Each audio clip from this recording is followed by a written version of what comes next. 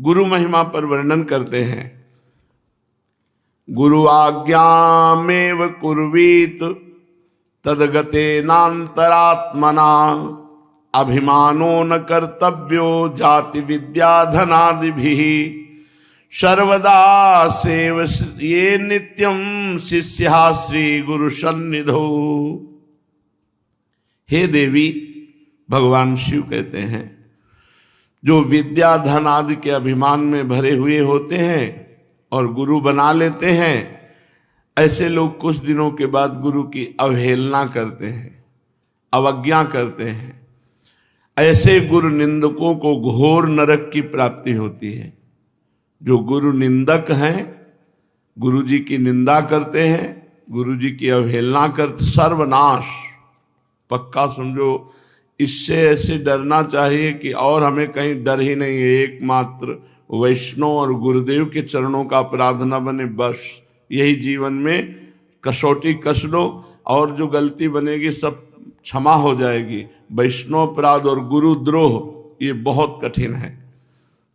हे देवी, जो गुरु निंदक होता है उसकी कांति नष्ट हो जाती है। जो गुरु निंदक होता है वो अल्पायु में मृत्यु को प्राप्त होता है, अकाल मृत्यु के द्वारा। जो गुरु निंदक होता है वो 7 कोटि कल्प पर्यंत नरक में वास करता है। हे महादेवी, जो व्यक्ति गुरु निंदा करता है तो जब तक सूर्य चंद्र विद्यमान रहते हैं तब तक उसे नरक में ही अवस्थान मिलता है।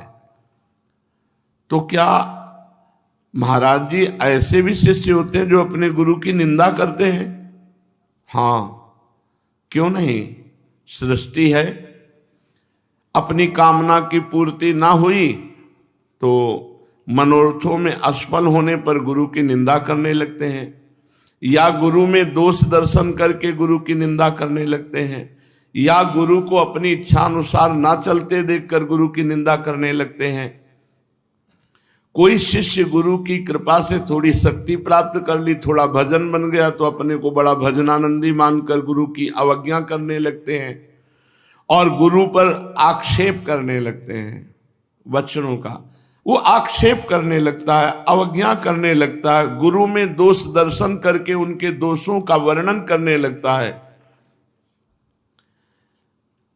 अतएव केवल गुरुदेव ही नहीं, गुरुदेव जिसे मित्र मान लिए, गुरुदेव जिसे अपना मान लिए, गुरुदेव की जो दासत्व में है उनकी भी निंदा गुरु निंदा के समान ही मानी जाती है। गुरु मित्र सुहृद दासी दासाद्यान नाव मानयेत न निंदस्य समयान वेद शास्त्र गमादिकान।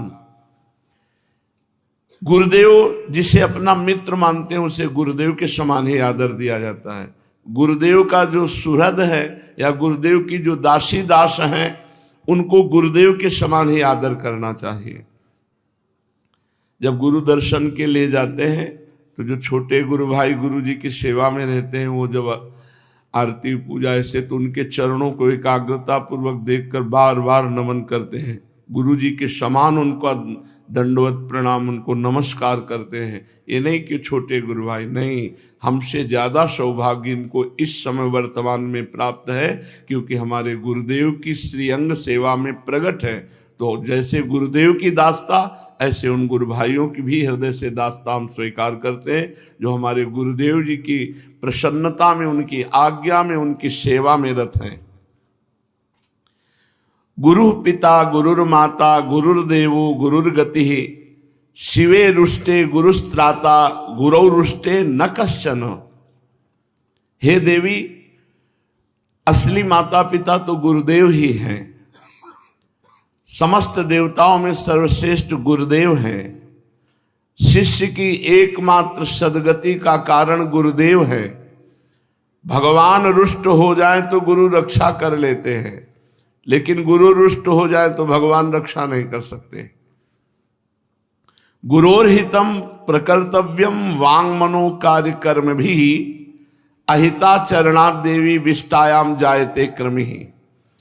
वाणी मन और शरीर एवं कर्म के द्वारा गुरु का हित करना चाहिए। हे देवी, यदि कोई गुरु के प्रति रोष दृष्टि रखता है गुस्सा की दृष्टि रखता है, अहित आचरण करता है, गुरु के यश को कलंकित करता है, गुरु की महिमा को निंदा आदि के द्वारा, तो वो विष्ठा का कीड़ा बन करके जन्म लेता है। अहिता चरणा देवी विष्टायाम जायते क्रमी, क्रमी माने कीड़ा, वो मल का कीड़ा, वो विष्ठा का कीड़ा बनता है जो अपने गुरु की अवज्ञा करता है, गुरु की महिमा को कलंकित करता है। अविद्यो वा सविद्यो वा गुरुरेव च दैवतम अमागस्थोपि मार्गस्था गुरुरेव सदागति। यदि गुरु पढ़े लिखे ना हो, अविद्वान हो, तो भी उन्हें भगवान की मूर्ति मानकर पूजा करे, और गुरु विद्वान हो तो क्या कहना है। पूज्य श्री उड़िया बाबा जी महाराज ने एक उदाहरण में बताया कि एक भगत भाव में ऊंचाई पर चढ़ने के लिए उसने गुरु वरण की इच्छा की, और उड़ीसा प्रांत में देवी की उपासना है, बंगाल उड़ीसा यहाँ देवी की उपासना है, भद्रकाली की। तो उन्होंने वरण किया एक गुरुदेव को, तो शराब के नशे में अशुद्ध मंत्र उच्चारण करके दे दिया। वो अशुद्ध मंत्र 1 वर्ष बड़ी नियमावली से गुरुचरण पूजा करके करता रहा। देवी जी प्रकट हुई, भद्रकाली जी, और कहा तुम्हारा गुरु पाखंडी है, वो मदिरा पीता है, ऐसा ऐसा कर। तो उन्होंने कहा माता जी हम आपको इष्ट मानते हैं, पर आप हमारे गुरु की निंदा करेंगी तो हम बिल्कुल नहीं सुन पाएंगे, आप बिल्कुल चली जाइए, हमें आपकी बिल्कुल आवश्यकता नहीं। तो उनका बेटा हम तुम्हारी गुरु भक्ति पर प्रसन्न है, पर तुम्हारा गुरु शराबी है, उसने अशुद्ध मंत्र दिया है। तो उनका अगर अशुद्ध मंत्र होता तो 1 वर्ष के जाप में आप कैसे प्रकट हो जाती। बहुत प्रसन्न हुई कि स्वयं इष्ट गुरु की अवहेलना कर रहा है तो उसे बर्दाश्त नहीं है, और अपने गुरु द्वारा अशुद्ध मंत्र को भी वो महान मान रहा है। तो माता जी बड़ी प्रसन्न हुई और कहा बेटा आज के बाद में सिद्ध होंगी तो इसी अशुद्ध मंत्र से सिद्ध होंगी। तो पूज्यपाद उड़िया बाबा ने कहा गुरु की निष्ठा इतनी परिपक्व होनी चाहिए कि इष्ट भी अवहेलना करे तो गुरु की निंदा या अवहेलना बर्दाश्त नहीं होनी चाहिए। जो गुरु की अवहेलना करता है, गुरु की अनादर वृत्ति रखता है, गुरु की महिमा में कलंक लगाता है, वो विष्ठा का कीड़ा बनता है। चाहे गुरु विद्वान हो या अविद्वान, अपने गुरु के प्रति कभी दोष दर्शन न करे। आयांतम अग्रतो गच्छेद गच्छन्तम तम अनुव्रजेत आसने सैने वापी न तिष्ठत अग्रतो गुरु अनुज्ञाम प्राप्य तिष्ठेत नैव साप मवाप्नुयात्।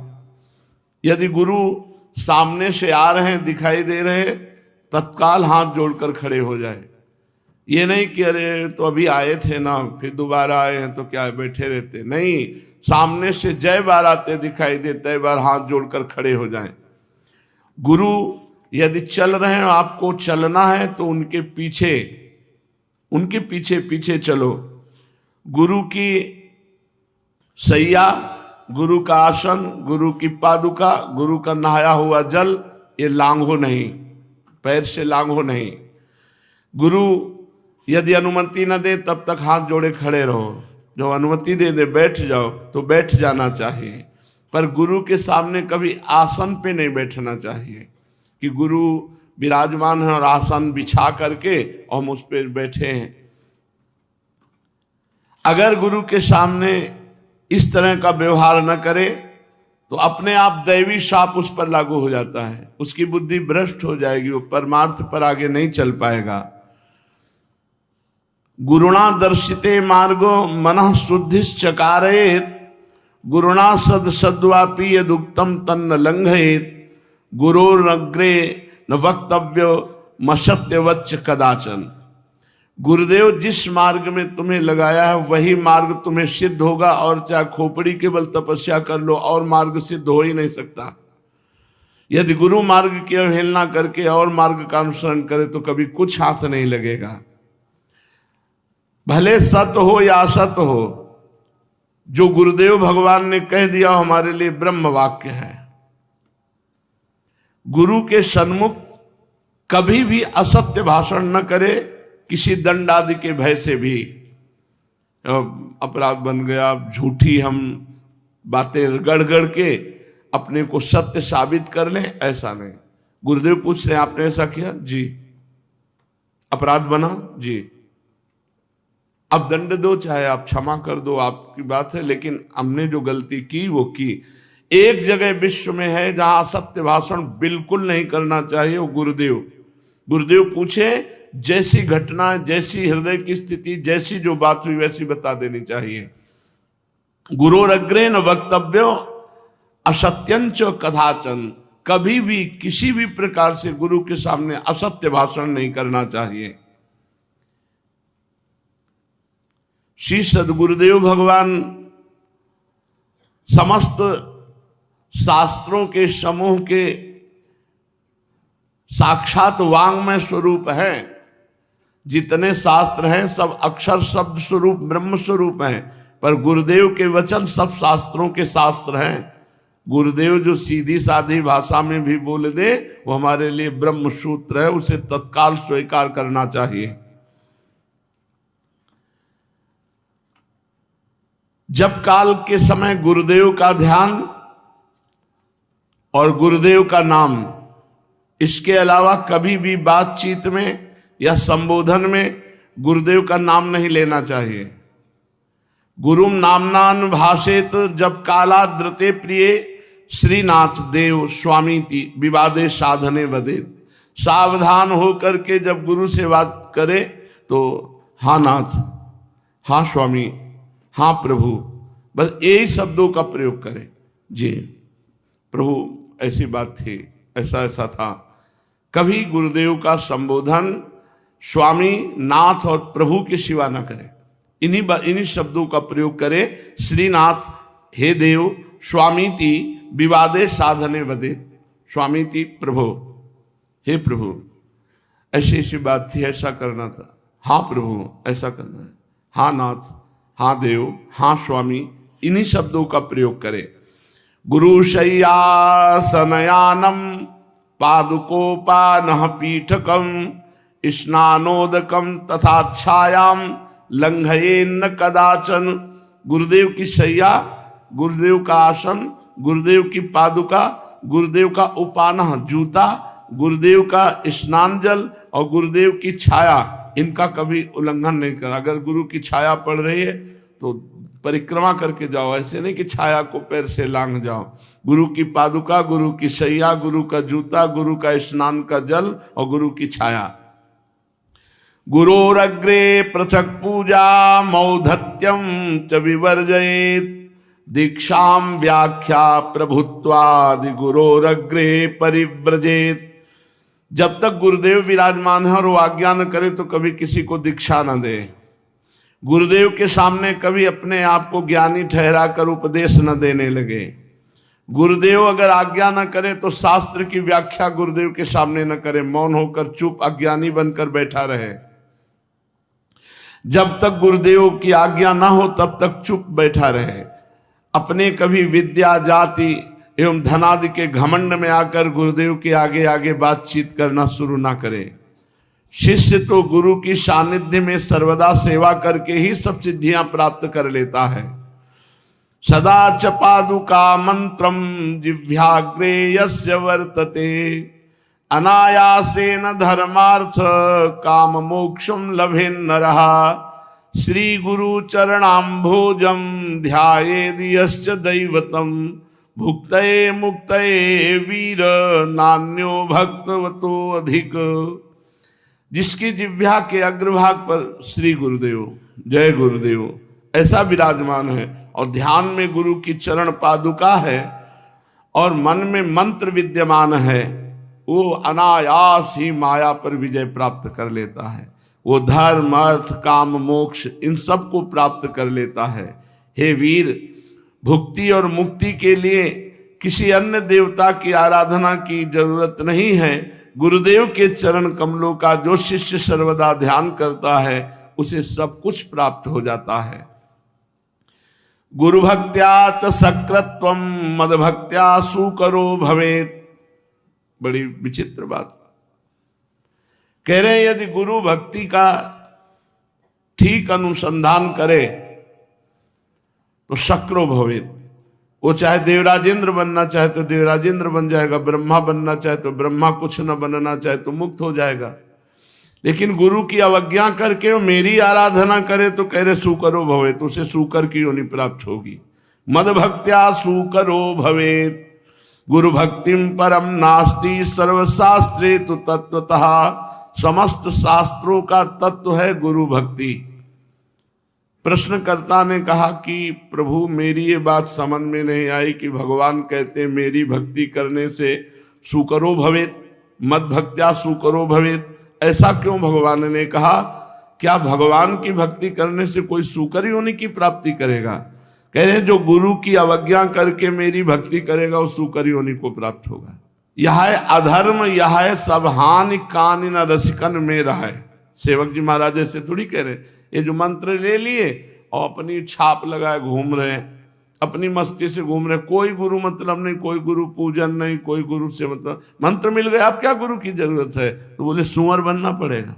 भगवान कह रहे मत भक्तो, भगवान कह रहे सूकरो भवेति, यदि आप गुरु की भक्ति की अवहेलना करके मेरी भक्ति को स्वीकार करते तो सूकरो भवेति, और मैं कहता हूं कि वो अधोगति को प्राप्त होगा, किंतु जो गुरु की भक्ति करते हैं वो शक्रो भवेति, वो इंद्रत्व को प्राप्त हो जाएंगे। मेरे से भी सर्वश्रेष्ठ गुरु हैं। भगवान ने ये बात कही है, मोते हैं अधिक गुरु ही जिय जानी, मेरे से भी अधिक गुरु को मानना चाहिए। गुरु भक्ति संसार में मोक्ष प्राप्ति का एकमात्र निर्विघ्न उपाय है। धिक धनम धिक बलम तेषाम धिक कुलम धिक विचेष्टितम एसाम नान्वपद्येत भक्ति गुरुदेव महेश्वरी।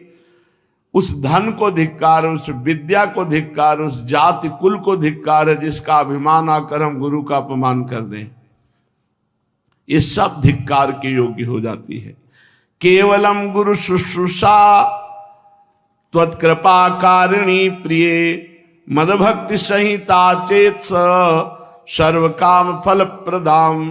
हे प्रिय, केवल गुरु की शुश्रूषा सेवा भक्ति अद्भुत कृपा प्रदान करती है। यदि मेरी भक्ति सहित गुरु की सेवा हो तो सर्व दशाएं आ जाएंगी, चाहे प्रेम की चाहे ज्ञान की। हरि गुरु चरण सेवा अनुसरहु अर्चन बंदन संतत करहु दासंतन कर फल लहो। हरि गुरु चरण, गुरुदेव भगवान की सेवा और हरि की भक्ति, बहुत रंग आ जाएगा। सर्व ज्ञान सर्व प्रेम जो चाहोगे सब प्राप्त हो जाएगा। क्षीयन्ते सर्व पापानि वर्धन्ते पुण्य राशयः सिद्ध्यन्ति सर्व कार्याणि गुरु शुश्रूषया प्रिय। हे प्रिय, जो गुरु शुश्रूषा अर्थात सेवा, जो गुरु सेवा करता है, क्षीयन्ते सर्व पापानि, उसके सब पाप नष्ट हो जाते हैं और अपार पुण्य राशि का वर्धन होता है जो गुरु चरण सेवा में रहता है। आज्ञा भंगोर्थ हरणम गुरोरधि वर्णनम गुरोद्रोह मिदम प्राहुर या कुर्यात सपात की।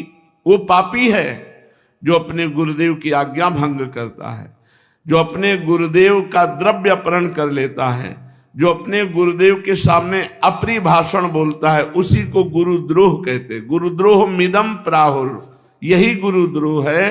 गुरु की आज्ञा का उल्लंघन करना, गुरु के द्रव्य का अपहरण कर लेना, गुरु के सामने अप्रिय वचन बोलना, इसी का नाम गुरुद्रोह है। और ये गुरुद्रोह करने वाला महापातकी होता है। गुरु तो कोप नहीं करेंगे, लेकिन दैवी शक्तियां उसका गुरुद्रोह के कारण नाश कर देंगी।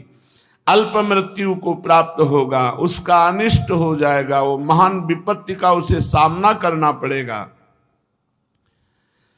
जो गुरुद्रोही है वो कदापि नहीं बच सकता। अग्नि की ज्वाला से बचा जा सकता है, विष के पान से बचा जा सकता है, मृत्यु के प्रहार से बचा जा सकता है, लेकिन गुरुद्रोह से नहीं बचा जा सकता। जो गुरुद्रोह कर दिया उसका निश्चित नाश हो जाएगा। तेन बचन मानत गुरुद्रोही, निष्दिन करत आपनो भायो, तो इत व्यवहार न उत परमारथ, बीच ही बीच जो जन्म गवायो। इसलिए गुरु की आज्ञा में रहे, कभी गुरु की निंदा ना करे। गुरु की सेवा परिचर्या से ही प्रियालाल प्रसन्न हो जाते हैं। श्याम श्यामा पद कमल संग शिरनायो। चलते हैं श्रीमद् भागवत महापुराण। भगवान श्री कृष्णचंद्र जी महाराज उद्धव जी को अंतिम उपदेश कर रहे हैं, क्योंकि भगवान इसी के बाद परम धाम अंतर्ध्यान हो जाते, परम धाम में भगवान प्रतिष्ठित हो जाते हैं। सोहम ममाहमिति मूढ़मतिर्विघाड, त्वन्मायया विरचितात्मनिशानुबंधे, तत्त्वञ्जसा निगदितं भवता यथाहं, संसाधयामि भगवन् अनुसाधिवृत्यम। प्रभु उद्धव जी कहते हैं, मैं भी ऐसा मूढ़मती हो गया हूं कि ये शरीर मैं हूं और ये सारी भोग सामग्री घर परिवार मेरा है। इस भाव से मैं आपकी माया के खेल में फंस गया हूं। देह और देह के संबंधी स्त्री पुत्र धन आदि में डूब रहा हूं।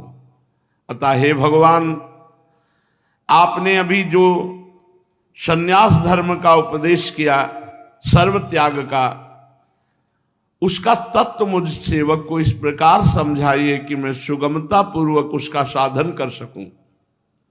मेरे प्रभु, आप भूत भविष्य वर्तमान इन तीनों कालों से अबाधित एक रस सत्य हैं। आप दूसरे के द्वारा प्रकाशित नहीं, स्वयं प्रकाश आत्म स्वरूप हैं। प्रभु, मैं समझता हूं कि मुझ दास के लिए आत्म तत्व का उपदेश करने वाला इस त्रिभुवन में आपके अतिरिक्त दूसरा कोई नहीं है, क्योंकि स्वयं बृहस्पति जी के शिष्य हैं उद्धव जी परम ज्ञानी। ब्रह्मादि जितने बड़े बड़े देवता हैं, वे सब शरीराभिमानी होने के कारण आपकी माया से मोहित हो रहे हैं। उनकी बुद्धि माया के वश में हो गई है। यही कारण है कि वे इंद्रियों से अनुभव किए जाने वाले बाह्य विषयों को सत्य मानते हैं। इसलिए प्रभु, मुझे तो सिर्फ आप ही उपदेश कीजिए। हे भगवान, चारों ओर से दुखों की दावाग्नि जल करके मैंने देख लिया, इस संसार में केवल क्लेश ही क्लेश है।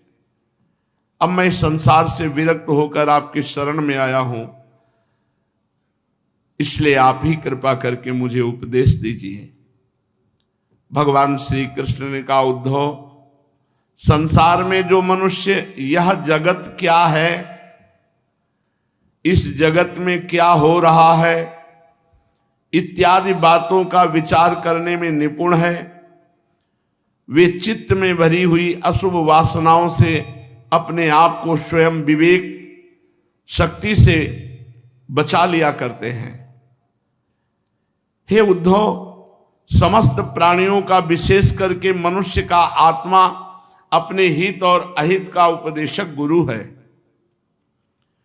क्योंकि मनुष्य अपने प्रत्यक्ष अनुभव और अनुमान के द्वारा अपने हित अहित का निर्णय करने में पूर्णतः समर्थ है। सांख्य योग विशारद धीर पुरुष इस मनुष्य योनि में इंद्रिय शक्ति, मन शक्ति आदि के आश्रयभूत मुझ आत्म तत्व को पूर्णतः प्रकट रूप से साक्षात्कार कर लेते हैं। देखो उद्धव, मैंने एक पैर वाले, दो पैर वाले, तीन पैर वाले, चार पैर वाले, चार से अधिक पैर वाले और बिना पैर वाले बहुत प्रकार के शरीरों का निर्माण किया। इन सब शरीरों में मुझे मनुष्य शरीर बहुत प्रिय है।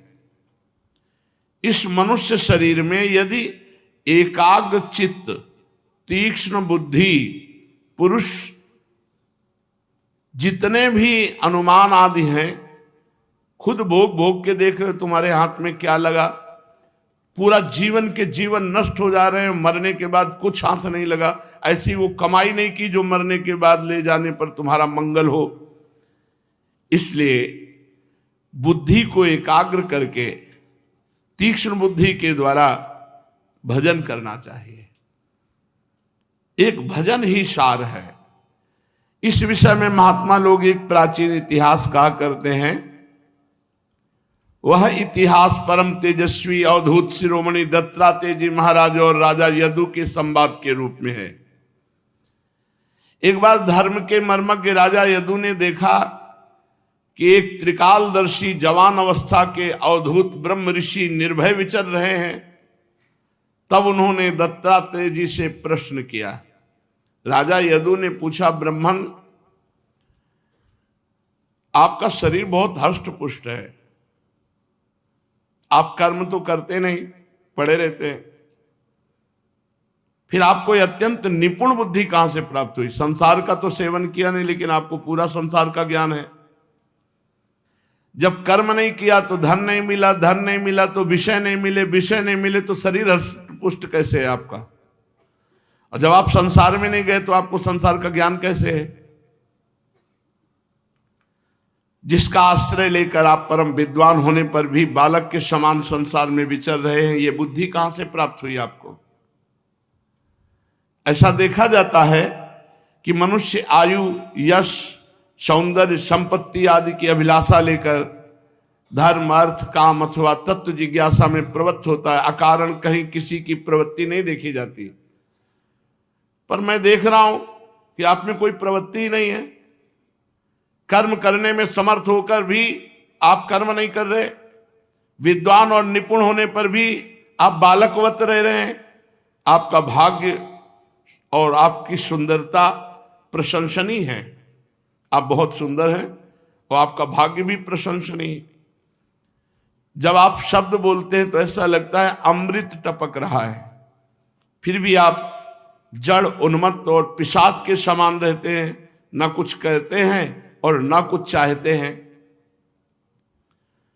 संसार के अधिकांश लोग तो काम और लोभ की अग्नि से जल रहे हैं, परंतु मुझे ऐसा दिखाई दे रहा है कि ये अग्नियां आपको छू नहीं पाई।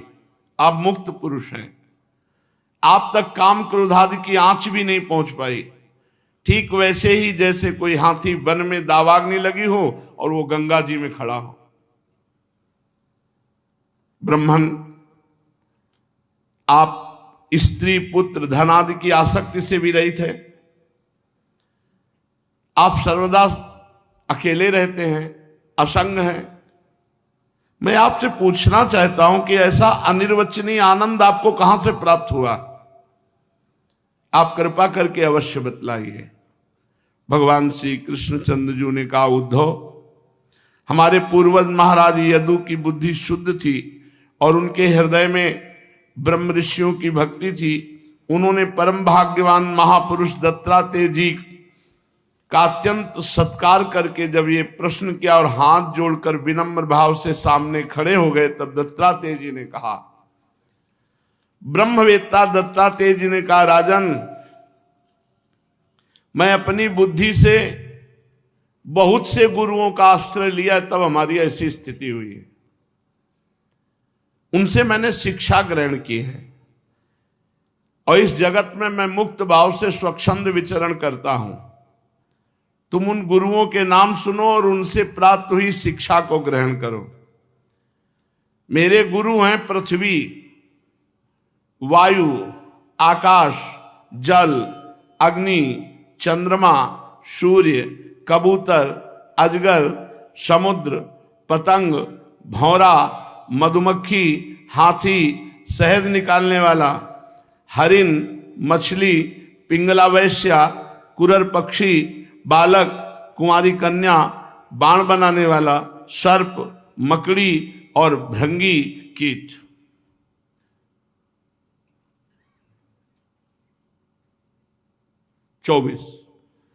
चौबीस गुरु हमने बनाए। इन 24 गुरुओं से हमने शिक्षा ली। इन्हीं के आचरण से इस लोक में अपने लिए मैंने शिक्षा ग्रहण की। और ययाति नंदन महाराज यदु, मैंने इन 24 गुरुओं से जो सीखा वो सब का सब तुम्हें सुना रहा हूं, ध्यान पूर्वक सुनो। मैंने पृथ्वी से उसके धैर्य की शिक्षा ली। कितना भी कुछ भी करो, पृथ्वी आपको कभी पलटकर जवाब नहीं देगी, कोई कष्ट नहीं देगी, वो सब कुछ सह जाएगी। साधक को सब कुछ सह जाना चाहिए पृथ्वी की तरह। ये मैंने पृथ्वी से शिक्षा ली। पृथ्वी पर आघात करो, मलमूत्र त्याग करो, उत्पात करो, परंतु वह ना तो किसी से बदला लेती है, ना रोती चिल्लाती है। ये साधक का गुण होना चाहिए। कोई अपमान करे, कोई निंदा करे, कोई तिरस्कार करे, धक्का दे दे, मारपीट, कुछ नहीं बोलना। पृथ्वी की तरह शांत धैर्यपूर्वक सह लेना। संसार के सभी प्राणी अपने अपने प्रारब्ध के अनुसार चेष्टा कर रहे हैं। समय आने पर प्रारब्ध का वो भिन्न भिन्न प्रकार से जाने अनजाने में हम पर आक्रमण कर बैठेंगे। धीर पुरुष को चाहिए कि उन बेचारों की व्यवस्था समझे कि ये तो प्रारब्ध के अधीन होकर हमें गाली दे रहा है, हमें मार रहा है, हमारा तिरस्कार कर रहा है, तो हमारा ही तो प्रारब्ध है। अपना धैर्य ना खोए, उन पर क्रोध ना करे। ये पृथ्वी से शिक्षा ली। अपने सतमार्ग में मौन होकर सब कुछ सहते हुए चलता रहे। फिर हमने पर्वत से शिक्षा ली कि जैसे पर्वत अडिग रहता है, चाहे तूफान आवे, चाहे ओले पड़े, चाहे वर्षा हो, अडिग रहता, चलायमान नहीं होता। पर्वत की तरह साधक को अपने सतमार्ग पर अडिग होना चाहिए। चाहे मान मिले, चाहे अपमान मिले, चाहे भूखा प्यासा रहना पड़े, चाहे जितना कष्ट सहना पड़े, हम परमार्थ के पथ से चलायमान नहीं होंगे। फिर मैंने वृक्ष से शिक्षा ग्रहण की कि जैसे वृक्ष की सारी चेष्टाएं दूसरों को सुख प्रदान करने के लिए होती है, इसी तरह उपासक को चाहिए कि वो अपनी सारी चेष्टाएं परहित के लिए करे, सुसुख वांछा के लिए नहीं। साधु का जन्म एकमात्र दूसरों के हित के लिए होता है। साधु पुरुष को चाहिए कि पृथ्वी की तरह सहनशील, पर्वत की तरह अडिग और वृक्ष की तरह उदार दूसरों का हित करने वाला होना चाहिए। ये हमने परोपकार की शिक्षा ग्रहण की। फिर श्वास, इसको गुरु बनाया। वायु, जो वायु अंदर जाती है और बाहर आती है, इसे प्राण वायु कहते हैं। मैंने शरीर के भीतर रहने वाली प्राण वायु से शिक्षा ग्रहण की कि जैसे वो प्राण जल और भोजन आहार मात्र की इच्छा रखता है और उसे से संतुष्ट हो जाता है, वैसे ही साधक को चाहिए कि जितने से पेट भूख मिट जाए उतना जल और भोजन स्वीकार करे, बस। फिर प्रपंच से निवृत्त हो जाए। जितना जल और भोजन हमें चाहिए उतना स्वीकार करने में, फिर नहीं, फिर प्रलोभन नहीं कि चटनी लगा कर एक समोसा और डाल लें, एक कचौड़ी और पा लें, अरे अब ठीक है रोज रोज थोड़ी होता है, एक कटोरी और खीर पी लें, नहीं, ज्यादा नहीं, बहुत बोझा होता है। प्राणवायु को गुरु बनाने से ये शिक्षा मिली कि जितने आहार से भूख मिट जाए साधक को उतना ही आहार करना चाहिए। इंद्रियों के स्वाद के लिए बहुत से विषय ना चाहे, उतना ही विषय स्वीकार करे जिससे बुद्धि विकृत ना हो, मन चंचल ना हो, वाणी व्यर्थ की बातों में ना लग जाए। ये तो प्राणवायु से शिक्षा ली। और बाहर विचरण करने वाली वायु से शिक्षा ली कि जैसे वायु को बहुत स्थानों से गुजरना होता है, कहीं सुगंधित स्थान है, कहीं दुर्गंध स्थान है, विविध स्थानों से वायु को गुजरना होता है, परंतु वायु किसी के भी गुण स्वीकार नहीं करती। सुगंध आई तो सुगंध लेकर चल दिया, तो आगे दुर्गंध आई तो दुर्गंध, दोनों को छोड़ दिया और वो अपने स्वरूप में एक रस बह रही। वो किसी के गुण या दोष स्वीकार नहीं। ऐसे साधक को विचरना चाहिए। अच्छा संग है तो जय जय, बुरा संग है तो जय जय, वो अपनी चाल में चल रहा, कोई फर्क उसकी चाल में नहीं है। साधक को चाहिए कि विभिन्न धर्मावलंबियों के, विभिन्न स्वभाव वालों के साथ भी रहने पर अपने लक्ष्य में दृढ़ रहे। जैसे वायु अपने स्वभाव में निर्मल स्वच्छ है, और चाहे गंदे स्थान से गुजर जाए, चाहे अच्छे स्थान से गुजर जाए, थोड़ी देर में देखोगे फिर अपने स्वभाव में ही पवित्र। साधक को चाहिए कि किसी के गुण या दोष की ओर झुक न जाए, किसी से आसक्ति न कर बैठे, किसी से द्वेष न कर बैठे, वायु की तरह निर्विकार विचरण करे। जो गंध है ये वायु का गुण नहीं है, ये पृथ्वी का गुण है, परंतु वायु को गंध का वहन करना पड़ता है। ऐसा करने पर भी वायु शुद्ध ही रहता है, गंध से उसका संपर्क नहीं होता।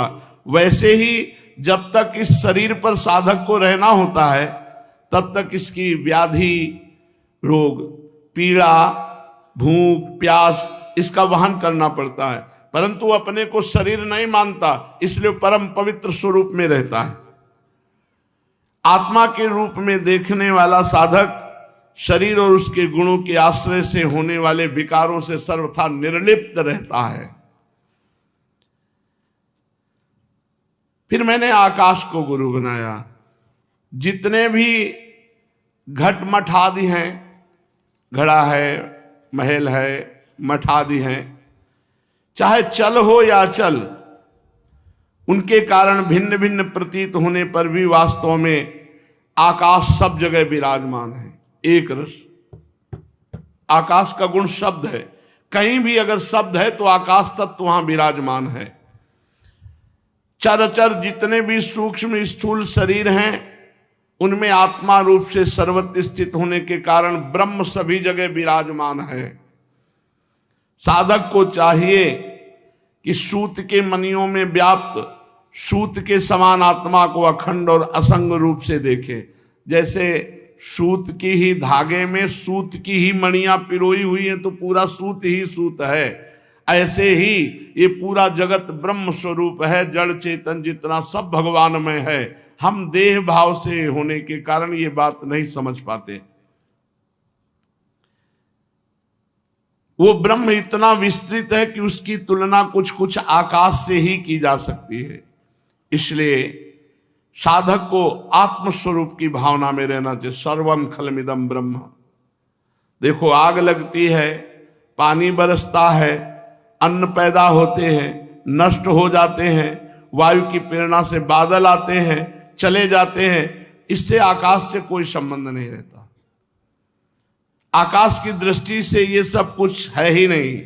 इसी प्रकार भूत, वर्तमान, भविष्य के चक्कर में न जाने किन किन नाम रूपों की सृष्टि और प्रलय होती है, परंतु आत्मा का कोई संग नहीं, वो असंग संस्पर्श रहित है। जिस प्रकार जल स्वभाव से ही स्वच्छ, चिकना, मधुर और पवित्र करने वाला है, गंगा आदि तीर्थों के दर्शन, स्पर्श और नामोच्चारण से भी लोग पवित्र हो जाते हैं, वैसे ही साधु को होना चाहिए।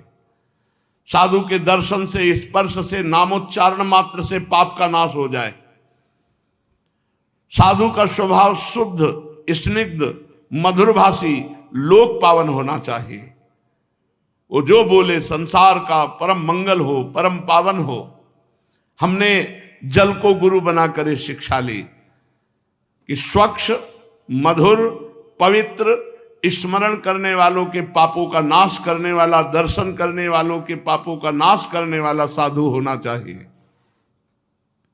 राजन, फिर मैंने अग्नि से शिक्षा ली, अग्नि को गुरु बनाया। जैसे अग्नि तेजस्वी और ज्योतिर्मय होता है, कोई भी अग्नि को अपने तेज से दबा नहीं सकता।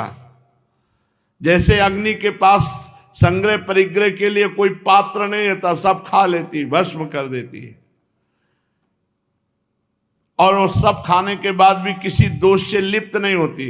वैसे ही साधु को होना चाहिए। साधक को तेजस्वी होना चाहिए, तपस्या से देदीप्यमान होना चाहिए, इंद्रियों से कभी पराजित नहीं होना चाहिए, और जो भी मिले अच्छा बुरा भोजन, अच्छा बुरा मतलब स्वाद से लेकर है, वो यथायोग्य पा लिया और सब पचा लिया। एक बार किसी ने कुछ ऐसा भोजन में दे दिया था जो भजन में विक्षेप पड़ा, तो गुरुदेव भगवान से कहा कि हमें लगता है आहार में अशुद्धि होने के कारण आज भजन में बार बार विक्षेप पड़ रहा है। कैसा भजन करते हो कि भजन में विक्षेप पड़ रहा है? अरे डट के भजन करो, पूरे विश्व को पचा जाए साधु, फिर भी कोई फर्क ना पड़े, ऐसा भजन का बल होता है। और बढ़ाओ भजन। तो वही यहां कह रहे हैं कि स्वादिष्ट, अस्वादिष्ट, अच्छा जैसा भी भोजन मिल जाए, इतना भजन करो कि उसका प्रभाव तुम्हारी बुद्धि पर ना पड़े।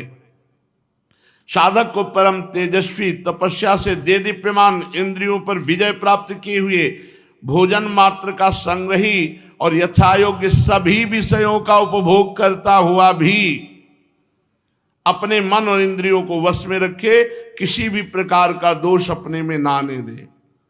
जैसे अग्नि कहीं लकड़ी आदि में अप्रकट रहती है और कहीं प्रकट हो जाती है, वैसे ही साधु को भी चाहिए, साधक को कभी गुप्त रहकर खूब तपस्या भजन करे और कभी प्रकट होकर लोगों को सुख प्रदान करे। वो कहीं कहीं ऐसे रूप में प्रकट हो जाता है जिससे कल्याणकामी पुरुष गुरु रूप से उसकी उपासना करके परम लाभ प्राप्त करते हैं। वह साधक अग्नि के समान ही भिक्षा रूप हवन करने वालों के अतीत और भावी अशुभ को भस्म कर देता है। वो सर्वत्र अन्न ग्रहण करता है। साधक पुरुष को इसका विचार करना चाहिए कि जैसे अग्नि लंबी चौड़ी टेढ़ी सीधी लकड़ियों में रहकर उनके समान ही सीधी टेढ़ी या लंबी चौड़ी दिखाई देती, पर अग्नि वैसी होती नहीं है, वैसे ही सर्वव्यापक आत्मा भी अपनी माया से रचे हुए कार्य कारण रूप जगत में व्याप्त होने के कारण उन वस्तुओं के नाम रूप से कोई संबंध ना होने पर भी उनके रूप में प्रतीत होने लगता है। फिर मैंने चंद्रमा को गुरु बनाया। चंद्रमा से शिक्षा ग्रहण की कि यद्यपि जिसकी गति नहीं जानी जा सकती, उस काल के प्रभाव से चंद्रमा की कलाएं घटती हैं और बढ़ती हैं, तथापि चंद्रमा तो चंद्रमा है, उसकी कलाएं घटती बढ़ती हैं, चंद्रमा घटता बढ़ता नहीं। वैसे ही जन्म से लेकर मृत्यु पर्यंत जितनी अवस्थाएं सब शरीर की हैं, आत्मा से उनका कोई भी संबंध नहीं है। जैसे आग की लपट, दीपक की लौ, ये क्षण क्षण में उत्पन्न और नष्ट होती रहती है, पर उनका ये क्रम निरंतर इतने वेग से चलता है कि ऐसा लगता है अखंड लौ जल रही है, अखंड ज्वाला, अखंड जल प्रवाह। लेकिन जिस जल पे दृष्टि गई वो प्रवाह में कहां पहुंच गया, जिस लौ पर दृष्टि गई वो कितनी बार कट चुकी, इतनी जोर से उसका जुड़ान रहता कि दिखाई नहीं देता। ऐसे ही क्षण क्षण में मृत्यु हो रही इस शरीर की, पर इतने वेग से हो रही कि हमें समझ में नहीं आ रहा। हमें आ रहा कि अब हम 20 वर्ष के हो गए, 25 वर्ष के हो गए, अज्ञानवश दिखाई नहीं पड़ता। तो राजन, फिर मैंने सूर्य को गुरु बनाया और सूर्य से शिक्षा ग्रहण की कि जैसे वे अपनी किरणों से पृथ्वी के जल को खींचते हैं और समय पर वही पृथ्वी में बरसा देते हैं, ऐसे ही योगी को चाहिए कि गृहस्थों से भिक्षान्नादि लेकर के विषयों को ग्रहण किया और समय आने पर उन्हीं को प्रदान कर दिया। कैसा? खाया पिया, खूब तपस्या भजन किया और वही उनको दे दिया, जिससे उनका मंगल हुआ। वो किसी भी समय इंद्रिय के विषय से आसक्त नहीं होता। स्थूल बुद्धि पुरुषों को जल के विभिन्न पात्रों में प्रतिबिंबित हुआ सूर्य उन्हीं में प्रविष्ट सा भिन्न भिन्न दिखाई पड़ता है। 1000 घड़े रख दो छोटे बड़े, सब में छोटा बड़ा सूर्य दिखाई देगा, परंतु इससे स्वरूपता सूर्य अनेक नहीं हो गए, सूर्य तो एक ही है, उनके प्रतिबिंब हजारों हैं। ऐसे ही चल अचल उपाधियों के भेद से ऐसा जान पड़ता है कि आत्माएं बहुत हो गई। आत्मा नहीं, ये घड़े हैं, इनमें प्रतिबिंब पड़ रहा भगवत तत्व का। जिनकी मोटी बुद्धि होती है वही बहुत देखते हैं, और जिनकी सूक्ष्म बुद्धि होती है वो यही देखते हैं कि जैसे सूर्य आकाश स्थित और उसका प्रतिबिंब हजारों घड़ों पे पड़ रहा है, घड़े फूटने पर सूर्य का प्रतिबिंब हट जाएगा लेकिन सूर्य पर कोई फर्क नहीं पड़ा। ऐसे ही आत्म तत्व सब में प्रकाशित हो रहा है। मैंने सूर्य को गुरु बनाकर शिक्षा ग्रहण की। फिर मैंने कबूतर को गुरु बनाया। कबूतर से ये शिक्षा ली कि कहीं किसी के साथ अत्यंत स्नेह ना कर ले, अत्यंत आसक्त ना हो जाए किसी पे, नहीं तो उसकी बुद्धि अपना स्वतंत्रता खोकर दीन हो जाएगी और कबूतर की तरह बंधन में फंसकर वो क्लेश पर क्लेश भोगना पड़ेगा। पक्की बात है, अपनी बुद्धि स्वतंत्र रखनी चाहिए। कहीं ऐसी आसक्ति न कर ले, कहीं ऐसा स्नेह न कर ले कि बुद्धि उसके अधीन हो जाए, क्योंकि उसकी क्षमता कितनी है, तुम्हारी बुद्धि की क्षमता कहाँ है? तुम्हारी बुद्धि उसके अधीन हो जाएगी तो तुम्हारा और उसका दोनों का पतन हो जाएगा, और उसकी बुद्धि तुम्हारे अधीन रहेगी तो तुम्हारा भी मंगल हो जाएगा, उसका भी मंगल हो जाएगा। राजन, एक हम तुम्हें कथा सुनाते हैं। किसी जंगल में एक कबूतर रहता था। उसने एक पेड़ पर अपना घोंसला बना रखा था। फिर उसने कबूतरी से प्रेम संबंध रचाया। कबूतरी के साथ वो कई वर्षों से उसी घोंसले में रह रहा था। अब कबूतर के हृदय में बहुत प्रीति हुई कबूतरी के प्रति, स्नेह बढ़ता चला गया। इतना आसक्त हो गया कि कबूतरी की दृष्टि से दृष्टि, अंग से अंग और बुद्धि से बुद्धि को बांध दिया। एक दूसरे पर दोनों मर मिटे। निशंक होकर वो उस वृक्ष के घोंसले पे एक साथ सोते, बैठते, घूमते फिरते, ठहरते, एक साथ खेलते, खाते पीते।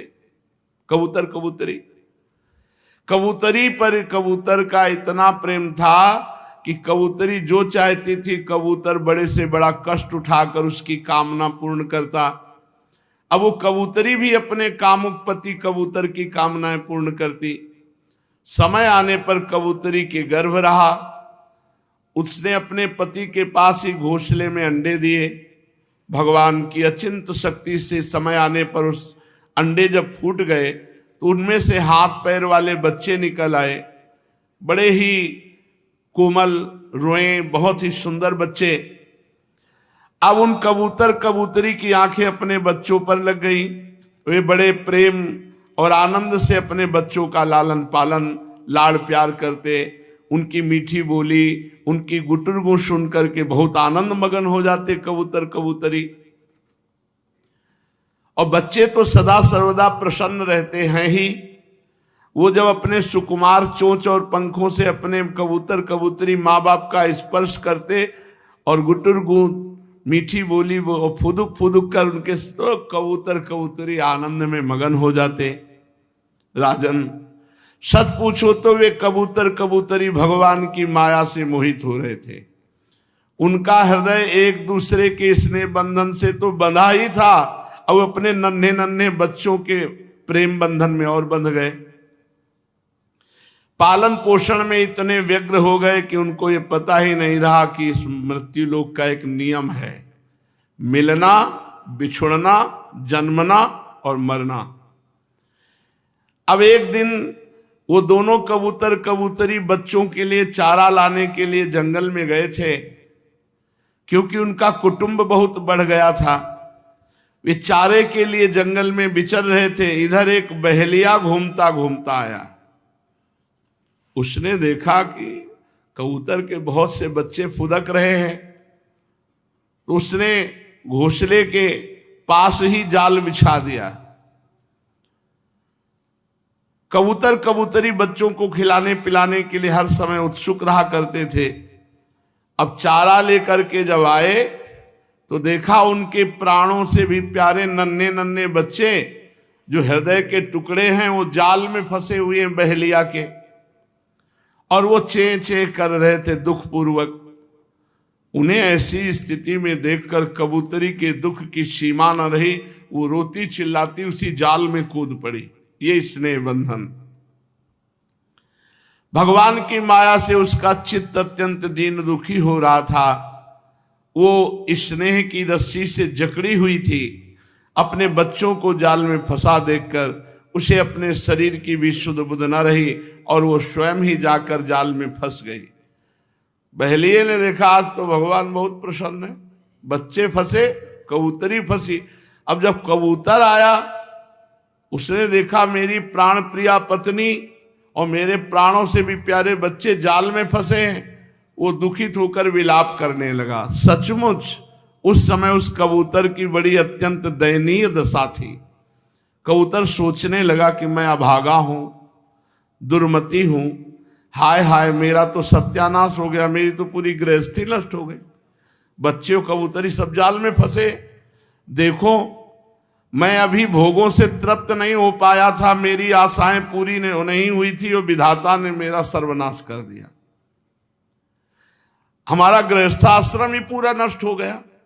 मेरी कबूतरी मुझे अपना इष्ट देव समझती थी, मेरी एक एक बात मानती थी, मेरे इशारे पे चलती थी, वो सब तरह मेरे योग्य थी।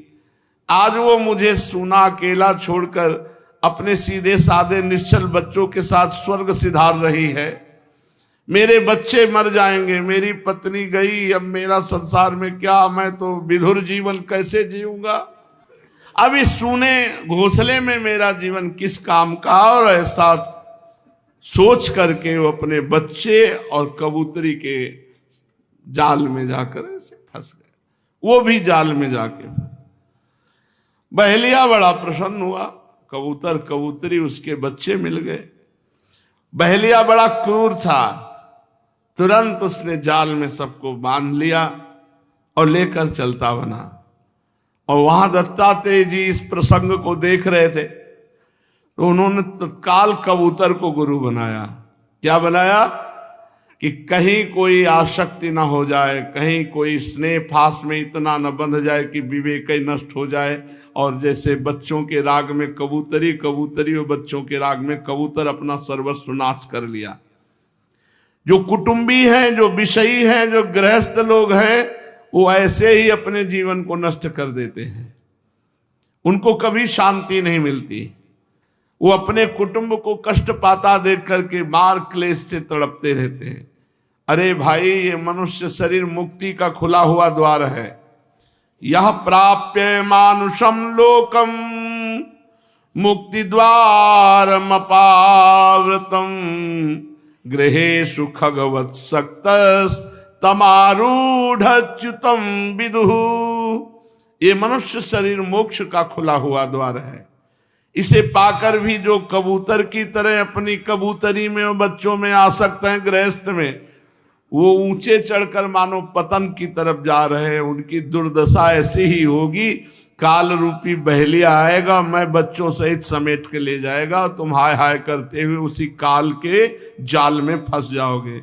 इसलिए खूब राधा राधा नाम जप करो, भगवान की लीला कथा सुनो और जो कर्तव्य कर्म करो भगवान को समर्पित करो और अपने परिवार वालों को भगवान का स्वरूप समझो। पत्नी में भी भगवान, पुत्र में भी भगवान, माता पिता में भी भगवान, तभी आप इस राग से मुक्त हो पाएंगे, नहीं तो दुर्गति पक्की हो जाती है।